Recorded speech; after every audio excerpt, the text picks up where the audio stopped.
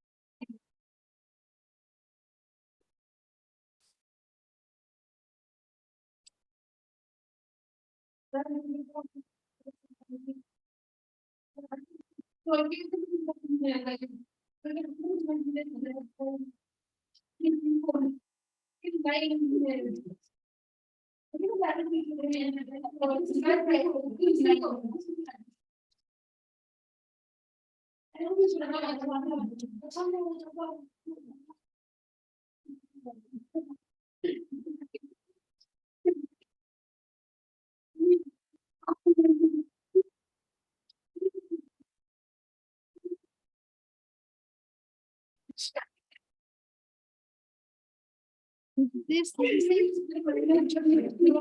just so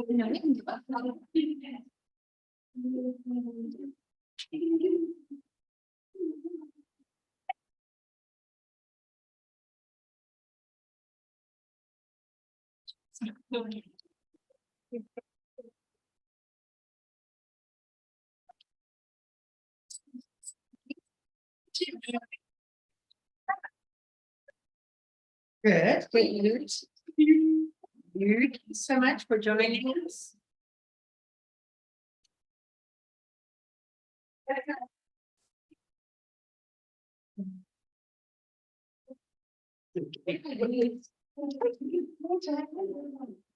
But did Mandy tell you how nice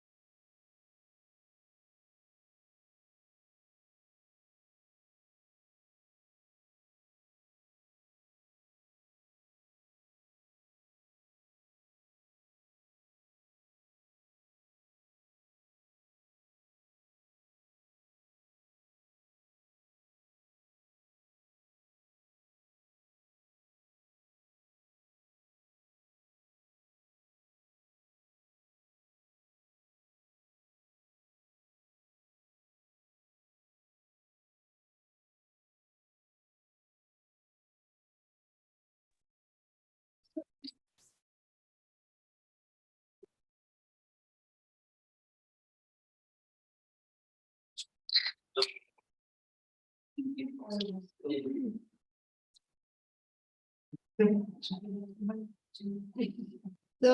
thank you everybody for being here. Welcome to the Geotalk. And today our speaker is Dr. Tammy that she's the curator of the Origin Center Museum here at Wits University. Tammy is an archaeologist that completed her PhD here at Wits in 2013. Her passion is ochre use in the past and the present in South Africa, and with her many research focus is on the social behavior, cognitive abilities of early humans, early modern humans in the Middle Stone Age. She employs use trace analytical methods supported by geological, mineralogical, and experimental explanation. Tammy has analyzed ochre assemblages from various archaeological sites across South Africa, including in Sibudu, Rose Cottage Cave, and Luzu Cave. She is a curator of the Origin Center since 2018, but she also had work in the past in the Maropeng and Surfontaines Visitor Center. And I'm very happy that she's here today to explain her path, her career journey, with a funny title that is, I'm an academic. Welcome, Tammy.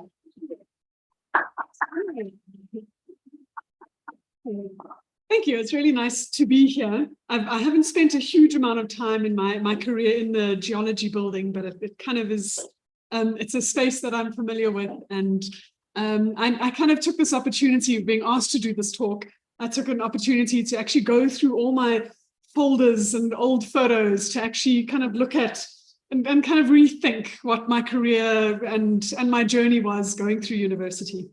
And I really didn't think I'd end up as an academic. Wasn't the journey I'd thought. Okay, wait, how do I go to the next one? Oh, just click on the screen. Okay, cool.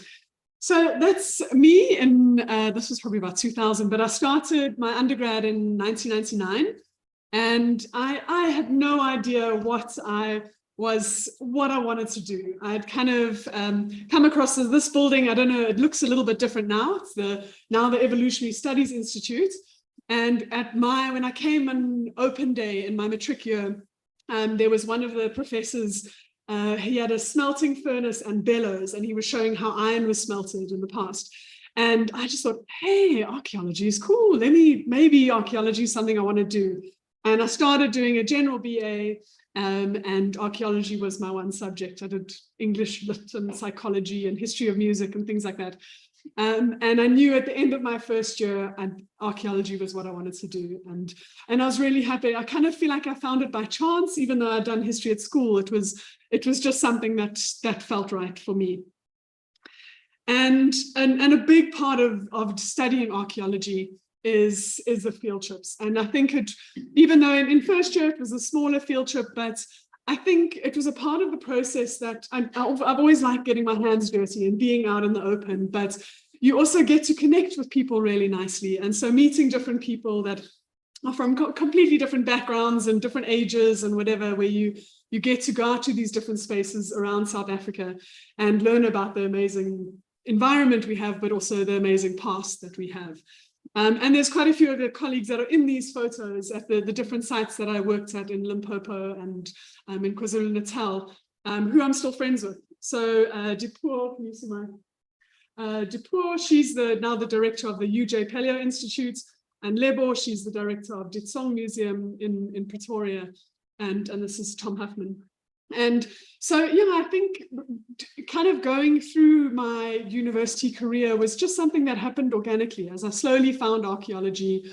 Kind of had wanted to, when I realized archaeology was what I wanted to do, I tried to pick up geology and anthropology, and I couldn't. It was in the wrong kind of times on the timetable. But I got here through a very organic way at Wits. And then most of my my postgraduate studies were done with Lynn Wadley as my supervisor. She's a huge mentor for me and kind of like a mother figure still in my life. And this site is a cave called Sibudu Cave in KwaZulu-Natal near Verulam. It's a beautiful shelter. It looks quite small there, but a beautiful rock shelter. that has Middle Stone Age and later Stone Age materials. So this dates back to about 77,000 years old, the oldest levels.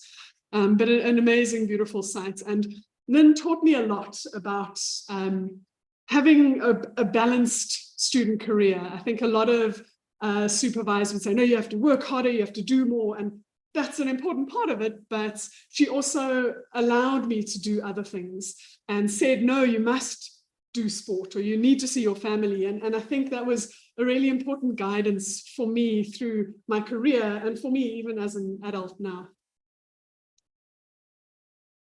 And she also introduced me to ochre, which was a little bit of a chance that this was the project that I got for my master's, but it's now become a little bit of an obsession for me. And it's this amazing iron-rich material, a whole lot of range of different rock types that you can grind down or crush down to make a powder. And it's what you find in the Middle Stone Age, but I'll get into that a little bit more later. So yeah, I thought I'd just put in there a few pictures of these lawns that I spent many hours on. And then also just the different societies that I was a part of. So the History Society, we went on trips we went to Mozambique. We kind of raised funds through different ways, and the whole group went to Mozambique. We went to the SAB World of Beer. So all these different things that was kind of a huge part of being a student, is also having fun and kind of learning how to balance these things in our life. And I did basketball and athletics, and through all of that, I think it helped me kind of realize that firstly, the person that I am and what I really enjoy doing in my life. I was really good at going to lectures. So even though I spent lots of times on the lawn, I was diligent at going to lectures. But I never did particularly well. I think I was one of the students that kind of sat at the back and didn't talk in lectures. And even though I was processing it, and even though archaeology I really loved, I probably was one of the students that the lecturers would go, oh, you know, I'm sure she could do better, and I'd be, but it was a part of the process for me. And then it was in my honors year when I realized what I really wanted to do, and having much more smaller classes, and that's when I kind of started to bloom a little bit more in my academic world as well. And then a big part of my university career was I was in the Wits choir for 12 years. And it was just an amazing group of people that, you know, obviously changed through the years as students leave. And I was working for a while, but I still studied. I mean, I was still in the choir. And just a really cool group of people through the years that were from all different African countries and other countries. And we kind of came together with this language of music. And it was a lot of work. And it was something that sometimes took too much work and maybe took away from my studies, because you're practicing, you're performing, you're organizing uniforms, you having to clean the choir house, all of those things. But that's also a part of learning how to manage time. And that's a big part of any career and any life, is to actually learn how to manage your time and fit everything in that you want to do. And then we did a lot of touring, so often self-funded as well. That we would raise funds as a choir and do lots of performances to get the funds. But we went to my first ever plane trip, and I think a lot of people in the choir through the years, it was their first trip overseas. We went to Kenya, we went to Argentina, Czech Republic, Seychelles, America, the US and Canada, all through the years. And they were all a lot of work, and it was exhausting, but it was such an important part of my life and me becoming the person that I am now. And the conductor, Delene Hoogenoot, she was also of the view that the more you have to do, the more you can do. And so every time it was like, if people would want to leave the choir, she'd say, but why? It's not about time. It's just about how you manage your time. So it was something very important to me. But then on to ochre. So my love. And so that was me at my PhD when I was pregnant with my child. So I graduated just before, like a month or so before I had my first child. And so yes, yeah, that's cool. Didn't notice that. So ochre is this kind of unassuming raw material that you can find everywhere. I think anytime there's any building at Wits, you'll find this beautiful shale, these reds and yellows that are coming out. And what is interesting about it in the archaeology, from before, so even 500,000 years ago, you find pieces being collected. But from 100,000 years ago, when there's evidence that humans were cognitively becoming modern humans, so you're finding these advanced technologies, fancy stone tools, and that they were aware of the landscape, using their different resources and cooking food and engraving ostrich eggshells. You find that ochre is being collected a lot. And there's a lot of discussion as to why. Were humans then making art? We don't find rock art yet, but were they making art? Did they have religion? How were they organizing themselves socially within a site and around the landscape? And so ochre use comes into that, because you find some sites that have thousands of pieces that have been brought into the site. They don't occur naturally in the shelters and are brought in. They're processed in different ways. So either ground against a rock or scraped, but definitely to get the powder out of the pieces. That was the main goal, is to get this beautiful, colorful powder. Some of the pieces are beautiful and shiny, but you generally have this range of red, orange, and yellows. And there was a preference in the Middle Stone Age towards red. And that's what's also prompted a lot of the interpretations that in the past, maybe people were collecting it because it was similar to blood, or it symbolized blood, or they were making art, and red is this powerful color. But it's an assumption, and a lot of the research in the last 20 years or so has been to look at, well, was the only reason for art? Were people, now we have today maybe the Maasai or the Himba that cover their whole bodies in red ochre for ritual and also for sunscreen. But was this debate actually, was the use in the Middle Stone Age only for art, or was there something else? So we know now that ochre is still used today, different forms of it. You can buy it at muti shops, you can buy oxides at a hardware store, and it is mixed with water and used as a sunscreen. You can buy shale pieces and use it to help a stomach cramp. And it was used in the past also to make as an ingredient in glues, to haft tools, stone tools onto a handle. So there's a lot of potential uses of ochre that are showing a lot of that maybe humans were changing, whether it's towards art and self-expression and communal expression, or whether it's actually just getting more technologically able and behaviorally able. So this is the one engraved piece that's been kind of termed the world's oldest art from Blombos. It's 77,000 years old. And it just shows an intentional action.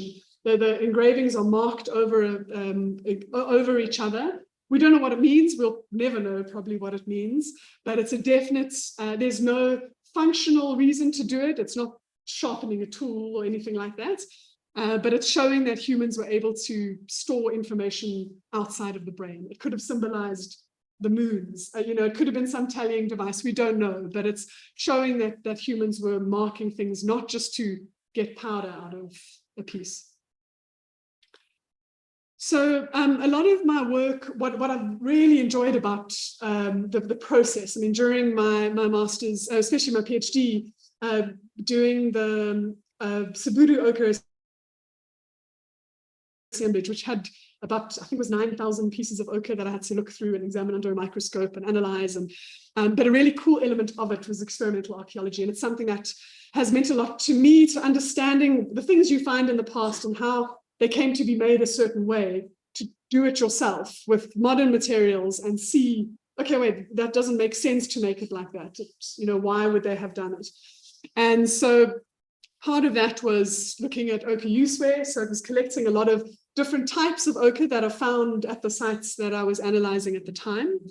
And this was great also for identifying raw materials. I remember coming to Spike McCarthy here when I had my archaeological pieces and telling them, okay, these are the range of materials we're getting, and we can't, it's an archaeological piece, you can't make any markings on the surface. Tell me what raw material they are. And I remember getting such a vague answer. Oh, it's a shaly hematite conglomerate. And I'm like, no, I need to know exactly what it is, because I have to give it an answer, in my Excel sheet.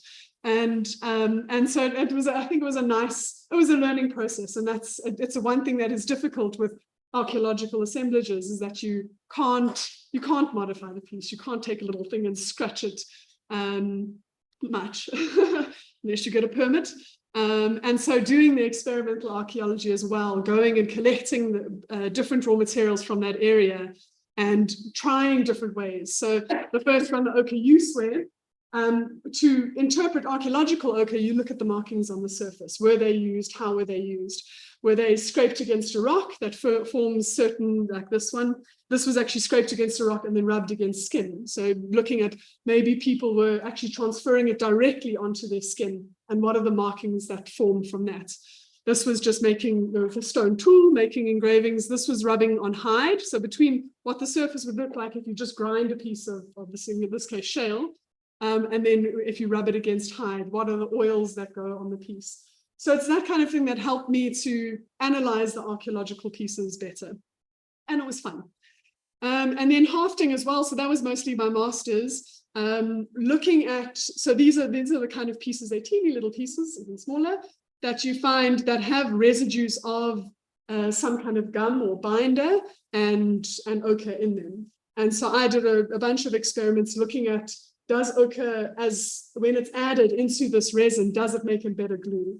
And things like beeswax as well, they make it so that it's not very brittle, so that when the tool would hit something or be used to cut something, there's a little bit of give in the glue. So I tried a whole lot of different experiments and made lots and lots of fires. And for experimental archaeology, you just generally have to make a lot so that you can get statistically significant results. It's not just about making one tool and saying it worked, so that means I've proved it. But it's a really nice element of archaeology that I've really enjoyed. And then experimental archaeology as well. This was in my postdoc.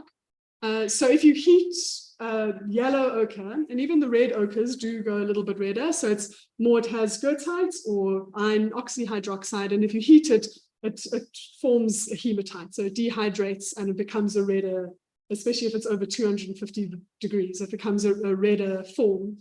And there's a lot of thought that because we're finding lots of red ochre in the Middle Stone Age, were people maybe heating it intentionally? We know that they were doing that with silkrete, heating it under a fire to get to high temperatures so that you can make a better stone tool that has sharper edges. And the thought that maybe in archaeology, because we're finding all this red ochre, and if you go in the area now, you'll find yellow ochre, there was a thought that maybe people were understanding to get the red ochre that they wanted, or that it seems like they wanted, they were actually heating it in a fire first and then using it. So these were to kind of look at a way of showing that people heated it first and then used it. And the jury's still out on that. But it was really fun. This was actually at the experimental archaeology. There's a little spot by Wits Club where we do mock digs and things like that as well. And so, yeah, we spent hours and hours at the fire. But yeah, experimental archaeology was a really kind of important part of me understanding archaeology. And there's a whole, there's organizations around experimental archaeology as well. But it was really important for me understanding the ochre that I was looking at. And then in more recent years, I've gotten into ochre foraging a lot more. And it kind of came from the experimental archaeology. So looking at different types of ochre. Anytime I go on holiday now or go walking anywhere now, I'm looking for ochre. So yeah, I put this picture in here because we went to go see this waterfall. It was a beautiful waterfall, but all I was interested in was like, oh, look at the color coming down on the side. And then obviously having to collect some of the which is mudstone and lots of clays from the side of the dam in this case. But it's also really nice to understand there's a huge variety. These are specularite nodules that are beautiful. It's almost like eyeshadow. If you grind it, it's like you could use it immediately. It's shiny and almost kind of fatty and oily when you grind it up. And also that the pieces look on the outside look very different from the color that you get. So that's another element of looking at archaeological thing. Do you grind it and damage a piece to actually see what the powder was that they got out? But it's been my whole learning process to understanding these rocks. And I think I'm still constantly learning as well as I go through my research now and my job as well. I've been quite lucky that I'll get into it now, that my job has been able to link up really nicely with this. This was actually in my master's. There's a shale quarry about 1 kilometer away from Sibudu, the site I was working at, and we went to go collect shale. And you can see like nearly all of the pieces are yellow in the state quarry. And you'd think it would be an obvious source. It's just down the road from the site. People would be collecting it. And why were we finding all this red ochre when there's so much yellow in the area? And so what I've been doing in the last few years, just involved with different projects. I don't get a huge amount of time to do my own research in my job now, but doing a lot of surveys, so sourcing and provenance studies to understand how people might have moved around the landscape. Were they traveling 100 kilometers to get ochre from somewhere else because it was really nice and it served whatever purpose they needed? Or maybe there was social, there's kind of communication and networks between people in the landscape 100,000 years ago. So we've gone on various sourcing trips, mostly in the Limpopo, and now with two colleagues of mine, and actually Zubair's involved with it as well, that we've started the Leswika Geodatabase. This is Guillaume Moran and Paloma de la Peña as well. And we've started an inventory and geodatabase, so a way of, we're just starting it out, so that archaeologists that have gone and done these studies to say, okay, this is definitely where they got this hornfels from for their stone tools, or this silkreed from, then you've collected this piece, what do you do with it? Does it sit in your office and you eventually throw it away? To put it into a geodatabase so that people later on can actually come and use that resource that might link to their archaeological sites. So it's something that's linked with archaeology. And then with that comes looking at ochre sources. So that's been a fun thing to be a part of, that's ongoing. And then I think an important part of academia that I thought I needed to mention was conferences, because I think me as a kind of a shy undergrad and kind of going into my honors and masters, I didn't like speaking in public at all. And going to conferences was very daunting.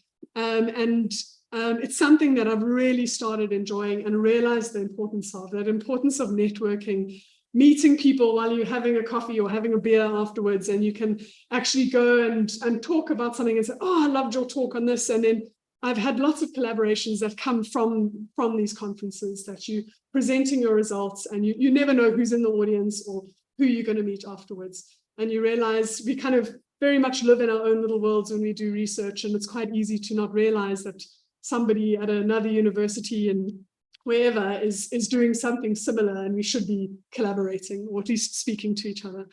So a lot of my travel around the world has been through choir, which I've been really lucky with, and then through conferences. I think otherwise I wouldn't have seen much around the world. So I went to a conference, the Society for American Archaeology, and we got to see the Grand Canyon, which was amazing. And this was in Senegal, and I've just been to Zanzibar. And so it's been really cool to connect with other researchers around the world, and conferences are an important part of academia. And I mean, similarly with talks like this, is to actually attend these talks and see what other research is going on, and it can definitely, our research can definitely grow from that. Now some nude photos. So this was also something that was an idea that started in the pig, as many ideas have. And it was something that was quite contentious, but I thought I needed to mention it because we had a wonderful group of people in the Evolutionary Studies Institute. And I think like in geology, there's just this amazing feeling of, being together. And this idea came up, oh, let's start doing a nude calendar with everyone posing with their research. So we had a professional photographer, Brett Elof, I'm blushing. Brett Elof coming and taking the photos, and the idea was to have a calendar and do it for raising funds. And we had a show, and it was amazing. So everyone did things that focused on their research. So we had stone tool napping. This is Juliet. She was looking at locomotion, so looking at the foot bones in different hominins. And so to have different looking at locomotion.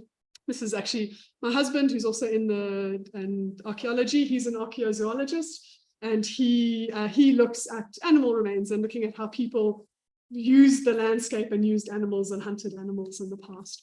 And that's me covered in ochre. So yeah, it was a really cool project, and it was something that, you know, it seems silly now because it's just nude people, but it was a really fun thing to do and to connect with people and to see how people reacted to it. I mean, nudity is something that some people would say, no, it's going to be terrible for your career to get into that, but it was fun. And then, yeah, so just onto Origin Center. So yeah, I started in 2018, and it's been an amazing learning journey for me. And I think being able to speak to people about your research and speak to little kids about your research and try and make these complicated terms understandable to every age group and people that speak a whole lot of different languages as well, to kind of make it meaningful. And Africa is an amazing, just a huge history of a huge heritage history and ancient history. And it's been really nice for me. And I think I learn when I give tours in the museum, I learn as much from the kids and the adults, everyone, by them asking questions. I learn as much as they do from me. And yeah, I never thought I'd be in the position where I'd be, you know, speaking in front of people, telling them what I know, because I still feel like I know nothing. So, but yeah, I hope you guys have visited Origin Center, because it's an amazing museum here on campus that is open, you know, to everybody. And it's a beautiful space that incorporates art and science. And I think with ochre, it's a really nice mix of understanding what ochre is and the science of it and the chemistry, and the art. So the museum has a lot of contemporary artworks that kind of visualize our history in Africa. So this one is showing there's a copper thread that runs through, and it shows the movement of humans from Africa out of Africa. And then, yeah, so I just thought, sure, I'd throw this in there. So just we have a whole lot of various temporary exhibitions at Origins, and we worked at science festivals. Those are always fun. I think as a student, to get involved with that, to speak to people, you're always going to have weird questions and people that have just strange ideas of what the past is or what studying geology is. And it's been a really nice process. I had to throw that in with Hillary Clinton, took her on a tour around Origin Center. And then this is last year, we had the Geology Through a Lens exhibition at Origins. And it's a really nice, you know, a mix of people that I get to meet in a museum space. And I've really enjoyed working in that space, that you get to meet researchers and artists and kids and everyone that has a whole lot to give to our history. I mean, that's the point of history. You want to hear all these stories that make up one history that ends up in the history books. And then I run ochre workshops as well. And these are always fun for adults and kids, where you get to learn the whole process of making paint. So this is more associated with rock art and paint. So they get to crush their rock or make their powder and mix it with different things, with honey and egg and spit. Before COVID, we would do that. And then just to experiment with making different paints and see how you can actually really easily make paints from things around you. And it's been really fun for me, and has kind of fueled my interest in constantly collecting different types of ochre and trying different things. And then I had to throw in my kids as well. So they have definitely not been able to get around not loving ochre. So whenever I go on holiday, we always go ochre searching or making ochre paint and things. And my son actually asked me the other day, he's 6 and he's asking lots of questions about things and which is best and which is bigger. And he goes, "Mommy, which do you love more, ochre or us?" Oh no, that's really sweet, but I thought, oh no, okay, that's anyway. But yeah, they're along with me on this journey, and they spend a lot of time at Origin Center as well, and having fun with rocks and paint. So yeah, so I think academia is this scary world, and for me, starting out, it was something I didn't think I'd get into. I didn't think I was clever enough or disciplined enough or anything, but I think I found what I was passionate about, and I was, and that was a bit by chance. And it's important to have balance in what you do, it's not only about studying and killing yourself, finding papers and being in the library for hours, but actually doing other things as well. Working hard, being inquisitive. You're going to be, if you're doing your master's and PhD research, you're going to end up being the expert in that. You're going to know more than anyone else in that specific thing. And so we need to kind of push the boundaries and expect not to know a lot. And that's, part of the journey. So accept that you'll never know everything, but always be willing to learn from whoever you meet. You never know when you're going to learn something cool, and share your knowledge. So yeah, I think academia is just as much about learning as about actually sharing that knowledge and teaching others. So, and then just lastly, I think a huge part of academia is funding. And so I thought I had to put this in for my various projects, just the different organizations that have helped. And funding proposals are frustrating and take a long time to write, and then reports afterwards and progress reports. It's a mission, but it's a huge part of getting your research out there and helping facilitate the work. So I also just want to thank the funders that have helped me. So yeah, that's it. Thanks.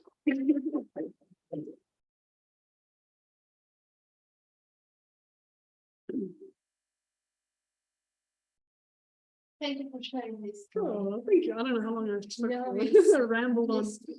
I wonder if any one of you has a question for Tammy. She's so friendly and open. We can ask any kind of questions. So please go and visit Tammy in the Origin Center. Now you have the person, so don't be shy. Now you have the privilege to go there yourself. So I thank. Oh, Scott, please. One question. Well, this might be a bit of base, but I was wondering, would there be people such as yourself who talked at the Origin Center who wanted to explore, new isotopic measurements and things like ochre, or doing, trying to measure like, something. I mean, this is just at the top of my head, but like silicon isotopes in earths or something. Yeah. Is that? I mean, it would probably be more through the archaeology department, that if someone is specifically working on something. I've actually had a meeting recently with Paul and Grant, looking at isotopes in ochre, and what is the option of that? Because it's something that hasn't been done.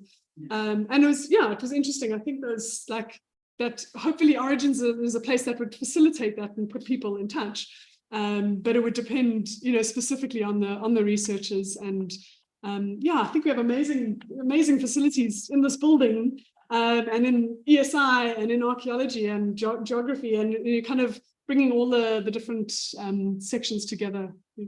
And I have one other comment, Joel. I'm not sure if you want to geoscience to also do a new calendar, but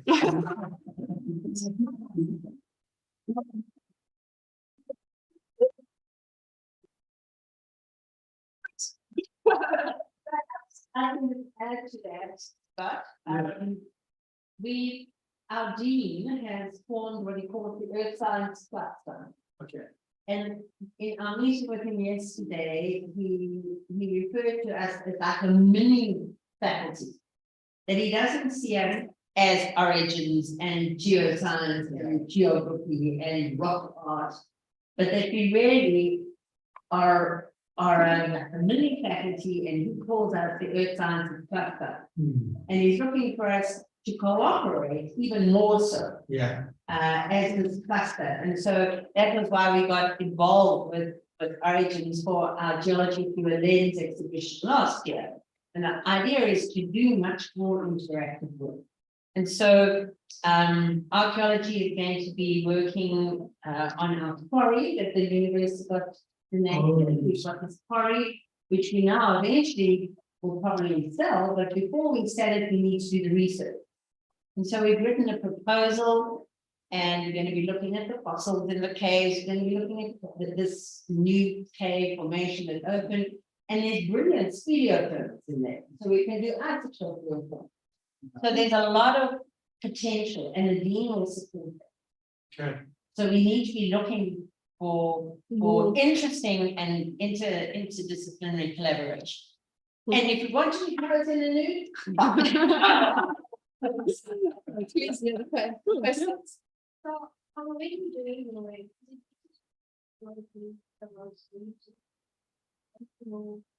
Yeah, I still find rock identification difficult, even in ochre, which I know a lot about.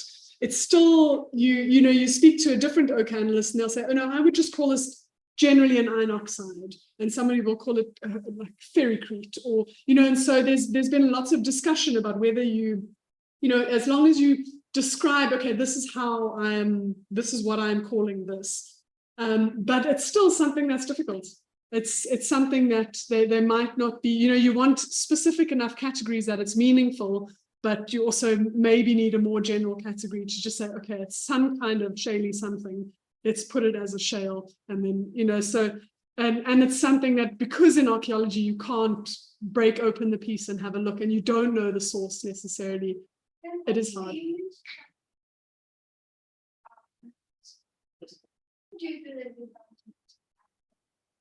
Oh, of course. So that's just a normal, microscope. That's, you don't need to take cross sections. You don't need to, it's just looking at the surface of the piece to see if there's modification. So if somebody 50,000 years ago came and scratched it against the rock, and then to look at the kind of modification, or if we can tell from if it's a nice scraping, if the stone tool was retouched, a really sharp tool to make that marking, those kind of things. So it's not, you would need to apply for a permit to get a cross section if you're wanting to figure out what's, more specific geological info about the piece.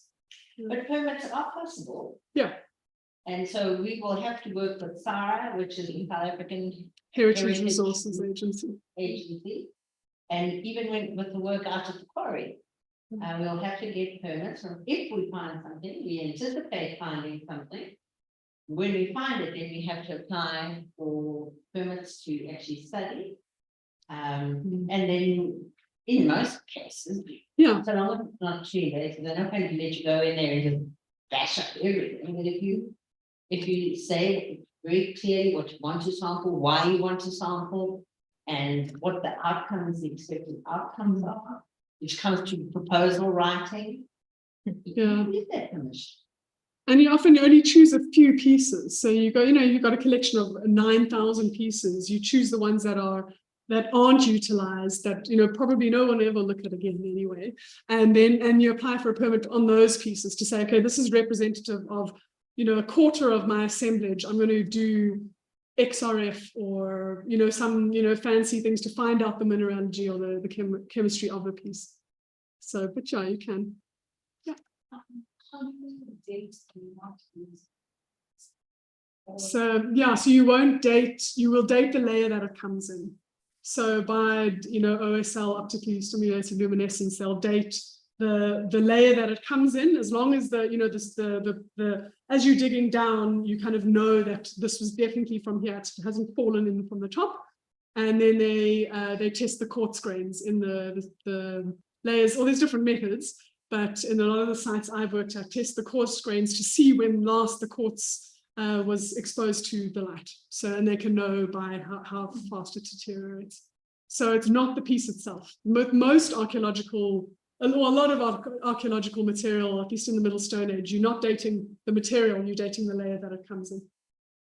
Yeah, and similarly, rock art is really hard to date because a lot of the paint isn't made out of carbon, so you can't do carbon dating. And then anyway, you could be dating a piece of charcoal that someone picked up that could be thousands of years old. You're not actually dating when it was made. So you'll either date it with certain combustion features that were added in the paint, or if maybe some lime has grown over, you can date the lime. There's different things to date it, but a lot of rock art in South Africa can't be dated yet. Yeah, so yeah. I want to know when you get and then scratch. How do you know that it was scratched by the they will come up? I know, yeah. Well, a lot of it you can see that it's worn. So, like if you scrape something now, you can see it's nice and fresh. You're going to have this beautiful red pigment and a nice straight line, basically, or the edges are really straight. But if it's been sitting in the ground for thousands of years, it kind of gets a bit kind of dulled.